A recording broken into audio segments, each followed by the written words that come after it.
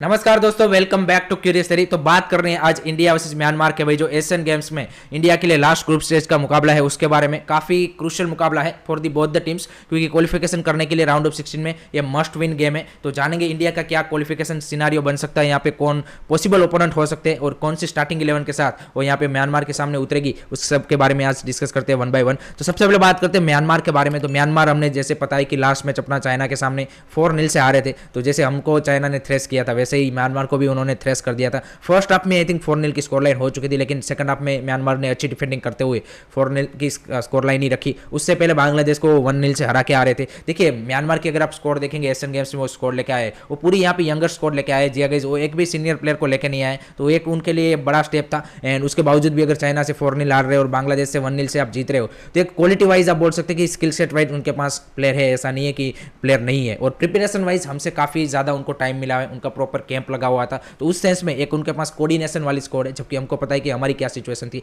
अगर हम इंडिया की बात करें तो इंडिया के लिए डेफिनेटली अब 2 दिन का बीच में टाइम मिल गया था। आफ्टर दैट होल सिचुएशन और प्लेयर जुड़ रहे थे। अब यहाँ पे क्या बोलते हैं, पिछले 3 दिन से हमारे पास 21 मेंबर की स्कोर अवेलेबल हो गई है, तो वो एक अच्छी बात है। और कोई प्लेयर को ऐसा कोई सीरियस इंजरी अभी तक हुई नहीं है, तो कोई भी प्लेयर यहाँ पे इस मैच से बाहर नहीं है। तो आपके जो 21 मेंबर है वो यहाँ पे फुल्ली अवेलेबल है। तो सबसे पहले तो गोलकीपर में आपको धीरज सिंह या फिर गुरमीत सिंह में से किसी एक को यहाँ पे चूज करना पड़ेगा। धीरज का भी अगर परफॉर्मेंस देखे लास्ट बांग्लादेश वाला काफी बेहतरीन था। एंड गुरमीत का अगर आप चाइना के सामने फर्स्ट आप देखें तो वो बेहतरीन था। तो आई थिंक वो एक यहाँ पे गोस्टेमिक से आपके लिए एक बड़ा कॉन्ड्रम हो सकता है कि इस दोनों में से कौन के साथ किसके साथ जाया जाए इस मैच में म्यांमार के सामने। I will go with Dheeraj Singh. एक कंटिन्यूटी बनानी चाहिए, बांग्लादेश के सामने ऑलरेडी खेले हैं, तो आई थिंक इसके साथ ही जाना चाहिए मेरे को लगता है कि यहाँ पे म्यांमार के सामने भी। उसके बाद अगर हम बैकलाइन की बात करें तो बैकलाइन में हमने बांग्लादेश के सामने देखा था कि भी साना सिंह, लेलेंचुंगला, संदेश झिंगान एंड अब्दुल रबी ने स्टार्ट किया था, लेकिन नरेंद्र गहलोत ने सेकंड हाफ में वहाँ पे आए थे। तो आई थिंक नरेंद्र गहलोत भी अब 2 दिन में 3 दिन से टीम के साथ जुड़े हुए, तो वो भी एक क्या बोलते कि झेलिन हो चुके हैं। तो उसके साथ भी आप क्या बोलते कि राइट बैक की पोजीशन पे जा सकते हो अगर आपको थोड़ा सा एक्स्ट्रा डिफेंसिव जाना है तो, क्योंकि अब्दुल रबी हमको पता है कि originally is a right midfielder and वो राइट बैक खेल रहे हैं। तो ऑफेंसिवली वो अच्छा आपको क्या बोलते कॉन्ट्रीब्यूट कर सकते हैं, लेकिन डिफेंसिवली आप थोड़े से वहाँ पे वनरेबल हो सकते हो। लेकिन अगर आपको नरेंद्र गहलोत के साथ जाते हो तो आप डिफेंसिव सॉलिडिटी आपको जरूर मिलेगी। वैसे ही लेफ्ट बैक में साना सिंह एंड सुमित राठी आपके पास दोनों ऑप्शन अवेलेबल है, but I think we have to go with क्या बोलते कि एक्सपीरियंस क्या बोलते कि साना सिंह के साथ जाना चाहिए। I think that would be better option. Sumit Rathi उतना ज्यादा कंफर्टेबल नहीं है लेफ्ट बैक में।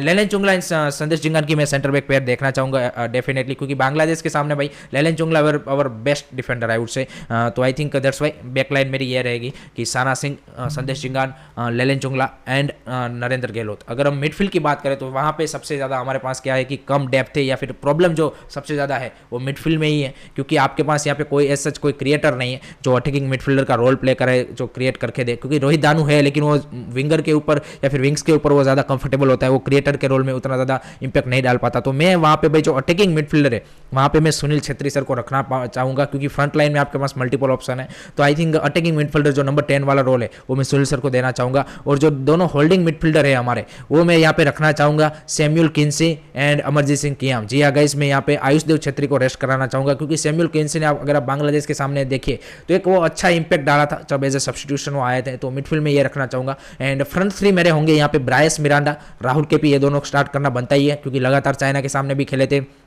बांग्लादेश के सामने भी दोनों खेले हैं। एंड बांग्लादेश के सामने हमको पता है कि ब्रायस ने वो क्रूशियल पेनल्टी भी हमको जीत के क्या बोले कि जीती थी। एंड उसके अलावा राहुल कैपी का हमको पता है चाइना के सामने बेहतरीन गोल आया था। तो उन दोनों का स्टार्ट करना बनता है, उसमें कोई डाउट नहीं है। एंड स्ट्राइकर की पोजीशन में Gurkeerat Singh definitely has to start भाई, Gurkeerat has to start without a doubt, उसमें कोई डाउट नहीं है। Rahim Ali has to be bench in this match also. I think जिस तरह की इंपैक्ट आप देखिए लास्ट के जो 25-30 मिनट में बांग्लादेश के सामने गुरकीरत ने डाले थे, उसी के चलते आप देखिए कि यहाँ पे जो बैकलाइन थी बांग्लादेश की वो थोड़ी सी यहाँ पे अनसेटल हुई थी, और उसी के चलते उन्होंने वो पेनल्टी भी कंसीडर की थी। तो I think definitely Gurkeerat has to be starting against Myanmar. तो this will be my starting 11 I would say 4-2-3-1 आप फॉर्मेशन इसको आप ले सकते हो। एंड आपके पास फ्रंट में भी काफी ऑप्शन हो जाएंगे, क्योंकि सुनील सर भी है, ब्रायस, राहुल केपी एंड गुरकीरत, तो एक 4 प्रॉपर ऑप्शन आपको मिल जाएंगे। सैमुअल किन्सी एंड अमरजीत सिंह कियाम, ये भी एक अच्छा आपको होल्डिंग में मिडफील्ड का रोल प्ले कर सकते हैं। एंड बैकलाइन में आप सारी ऑलमोस्ट सेंटर बैक ही लेके जा रहे हो तो आपकी बैकलाइन भी काफ़ी सिक्योर हो जाएगी। तो इस तरह से एक प्रॉपर आपकी स्कोर यहाँ पे मतलब आप इस मैच में उतार सकते हो, तो कि डिफेंसिवली भी आपको उतना ज़्यादा दिक्कत ना है और ऑफेंसिव में भी आपके पास काफ़ी अच्छे ऑप्शन हैं। And definitely we have to go with physicality in this match, because अगर आपको म्यांमार को बीट करना है टेक्निकली वो आपको टक्कर दे पाएंगे, लेकिन physicality wise I think we have a superior players. So उस सेंस में हमें उसको बीट करना पड़ेगा, सेकंड बॉल विन करने पड़ेंगे, काउंटर पे भी हम हिट कर सकते हैं। बॉल डेफिनेटली हम ज़्यादा रखने की कोशिश करेंगे इस मैच में, लेकिन काउंटर पे भी हमारे हिट करने के लिए हमारे पास ब्रायस मिरांडा जैसा एक क्विक विंगर भी है, तो उससे भी आप वो काउंटर अटैक भी कर सकते हो। तो I think definitely India going in this match as a favourite. And अगर हम क्वालिफाई सिनारियो की बात करें तो यहाँ पे आप अगर ड्रॉ भी करते हो इस मैच को तब भी आप एज अ सेकंड फिनिश करके आप राउंड ऑफ 16 क्वालिफाई कर जाओगे, और जीतते हो तो करना ही करना है। लेकिन अगर हार जाते हो फिर यहाँ पे आपका क्या बोलते हैं कि आपको वेट करना पड़ेगा, दूसरे ग्रुप का इंतजार करना पड़ेगा, क्योंकि अगर आप 3 पॉइंट के साथ थर्ड पोजीशन पे फिनिश करोगे अगर हार जाते हो,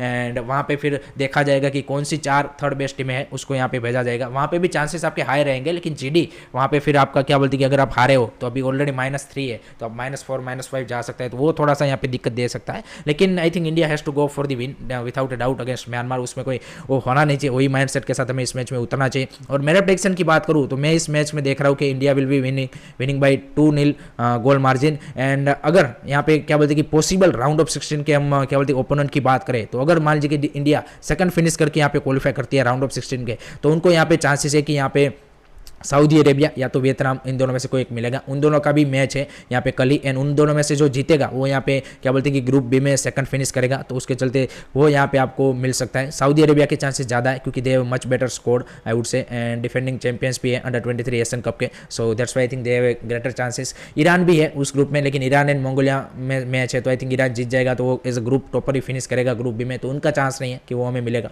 सऊदी अरेबिया एंड वियतनाम इन दोनों में से जो जीतेगा वो हमें यहाँ पे मिलने के चांसेस ज़्यादा है अगर हम सेकंड फिनिश करके जाते हैं। और अगर हम थर्ड फिनिश करके भी अगर हम क्वालिफाई करते हैं फिर हमें मिल सकता है यहाँ पे ग्रुप डी का विनर यानी कि जापान, तो वो सबसे ज़्यादा दिक्कत वाली बात हमारे लिए हो जाएगी। अगर थर्ड फिनिश करके हम जाते हैं तो राउंड ऑफ 16 से फिर निकलना बहुत ही ज़्यादा इंपॉसिबल सा हो जाएगा। नो डाउट सऊदी या फिर वियतनाम भी मिलेगा, उसमें सऊदी अगर मिलता है तो it's going to be really difficult कि हम राउंड ऑफ 16 से फिर आगे जा पाए। एंड अगर वियतनाम मिलता है तो डेफिनेटली हम टक्कर दे पाएंगे। तो ये पूरा सिनारियो है कि किस तरह से आप राउंड ऑफ 16 में क्वालिफाई कर सकते हो, कौन कौन ओपोनेंट मिल सकता है और क्या इंडिया की स्टार्टिंग 11 हो सकती है। So let me know guys, आप क्या सोचते हो इस पूरे मुकाबले के बारे में म्यांमार के सामने, और क्या हमको राउंड ऑफ 16 में कौन मिलेगा तो अच्छा रहेगा, वो भी मेरे को कमेंट सेक्शन में जरूर बताएगा। So that's it from my side guys regarding India versus Myanmar preview and prediction. Thank you very much for watching this video, keep supporting Indian football, don't forget to like share subscribe. जय हिंद, जय भारत।